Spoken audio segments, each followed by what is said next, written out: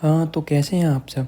पिछले एपिसोड में हमने देखा कि मास्टर योगी फैंग को बचाकर अपने घर ले आते हैं और इसे हील करते हैं। साथ ही इसे केयरफुल रहने को भी कहते हैं और इसके बाद वो इसे एक ट्रेजर के बारे में बताने लगते हैं। और अब इस एपिसोड की स्टार्टिंग में एक बंदा इस सीनियर के पास एक लेटर लेके आता है, जिस लेटर को वो सीनियर पढ़ने लगते हैं।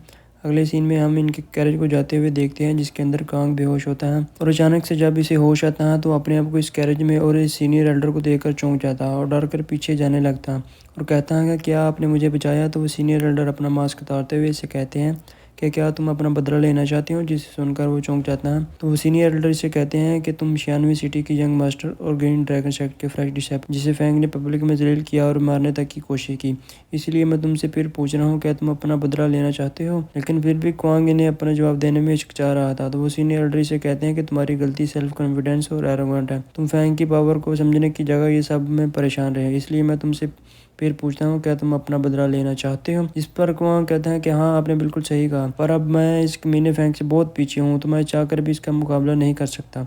जिस पर वो सीनियर एल्डर कहते हैं, अगर तुम हार्ड वर्क करो तो मैं तुम्हें 1 साल के अंदर श्वानों के 6 लेवल पर ब्रेक थ्रू करवा दूंगा। और एक स्ट्रॉन्ग ऑर्डर रिलीज करते हैं, जिसे देखकर कुआं हैरान हो जाता है कि क्या कहा आपने। तो वो सीनियर एल्डर से अपना गोल सेट करने को कहते हैं, जिसे सुनकर वो काफ़ी खुश होकर इनके पास आता है और इन्हें वो ग्रीट करते हुए इनसे इनका नाम पूछता है। तो वो अपना नाम मोलन बताते हैं, जिसे सुनकर कांग चौंक कर कहता है कि आप भी हमारे सेक्ट से हो।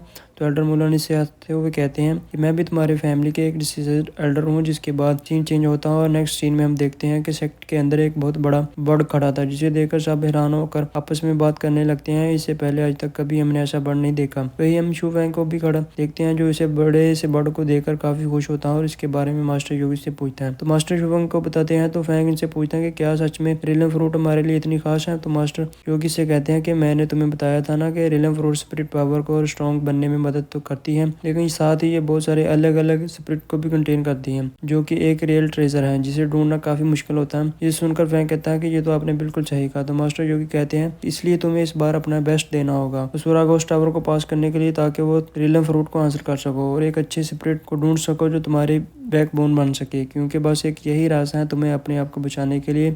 लेकिन तभी वहाँ पर शव फैंग का नाम चलाते हुए इसके पास आती हैं और रोते हुए इसे गले लगा लेती हैं। ये देखकर सबकी आंखें अब खुली की खुली रह जाती हैं।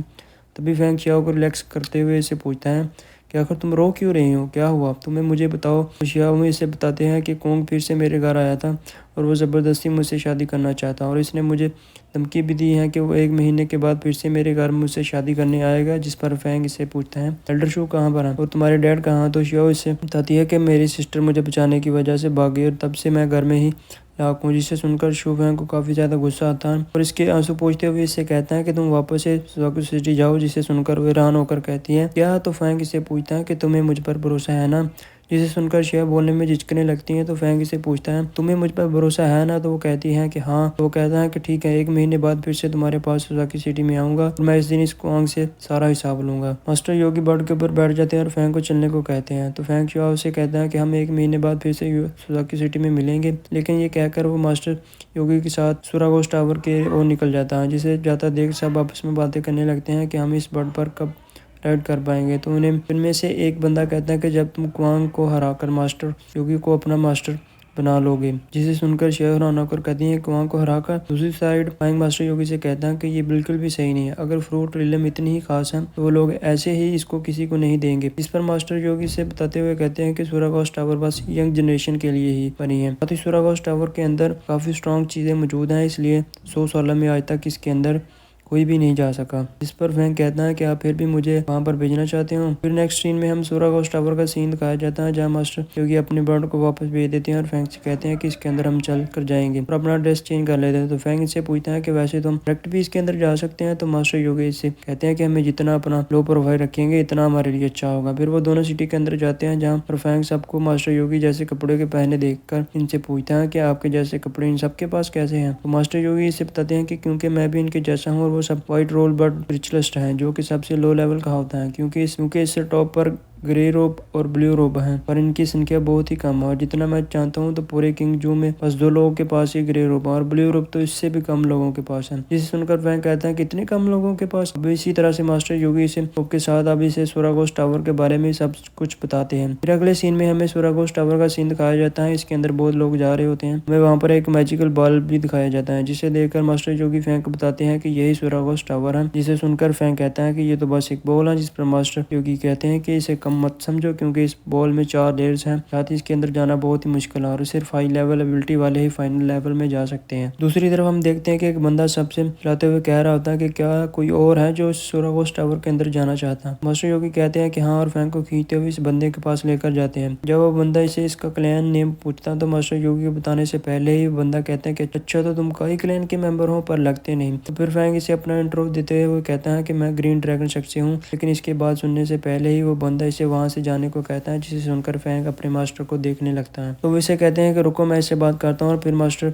योगी इस बंदे से बात करते हैं। इस बंदे को कन्विंस करने की कोशिश करने लगते हैं ताकि वो फैंक के नाम को रजिस्टर कर ले, लेकिन वो इनकी बात नहीं सुनता और मास्टर योगी काफी इंसल्ट करने लगता है। ये देखकर गुस्से से फैंक इस बंदे का गला पकड़ लेता है तो मास्टर योगी इसे रोकने लगते हैं। तभी पीछे से एक बंदा आकर कहता है कि इसने अभी किस सेक्ट का नाम बताया। जिस पर मास्टर योगी से अपने सेक्ट का नाम बताते हैं तो वो बंदा इसके सेक्ट को इंसल्ट करने लगता है और कहता है कि इस तरह से बेकार सेक्ट का नाम तो मत ही लो, और मैंने इस सेक्ट का नाम सुना भी नहीं। तो फैंक भी उसी गुस्से से कहता है कि अगर मैं बेकार हूँ तो तुम क्या हो। जिस पर वो बंदा फिर से फैंक इंसल्ट करने लगता है, जिसे देखकर वहाँ जो खड़े छोटे लोग हैं वो हंसने लगते हैं। जिसे फैंक गुस्सा आता है और वो काफी तेजी से बंदे पर अटैक करके इसे नीचे गिरा देता है और इसे कहता है कि मेरे सामने तुम एक कीड़े के जैसे हो। वहीं ये देखकर वहाँ पर खड़े सारे लोग काफी हैरान होते हैं कि फैंक ने ये कैसे किया। अभी एक और बंदा जिसका नाम गोबो होता है वो फैंक को अपना नाम बताता है। तो फैंक इसे पूछता है कि तुम्हें क्या चाहिए। जिस पर गोबो फैंक को इसके सेक्ट की ओर से सुरागोस टावर के अंदर चलने को कहता है। इसे बंदे को देखकर कहता है कि आपको इन जैसे लोगों को मुंह नहीं लगना चाहिए। तो फैंक मान जाता है और फिर मास्टर योगी के पास जाता है। वो मास्टर योगी से केयरफुल कहने के साथ अपना ख्याल रखने को भी कहते हैं और फिर फैंक गोबो के साथ टावर के अंदर जाने लगता है। वही वो बंदा जिसे फैंक ने मारा था वो काफी गुस्से में इनके पीछे पीछे जाता है, इन्हीं को देख रहा था। वही हम देखते हैं कि जाते हुए गोबो फैंक को सुरागोस टावर की कहानी सुनाता है। एक दिन वर्ड क्लैन और वर्ड स्पिरिट के गिल्ड के बीच दुश्मनी हो गई थी जो कि 2 सालों तक चली। इसके बाद वर्ड क्लैन ने वर्ड स्पिरिट गिल्ड के गो टिएनचिन को प्रॉमिस किया जो भी सुरागोस टावर को पहले क्लियर करेगा वही जी जोका का लॉर्ड होगा। इन्होंने सोचा नहीं था कि वो लोग एक मिस्टीरियस मैन के हाथों हार जाएंगे। जिसे सुनकर फैंक कहता है कि मिस्टीरियस मैन।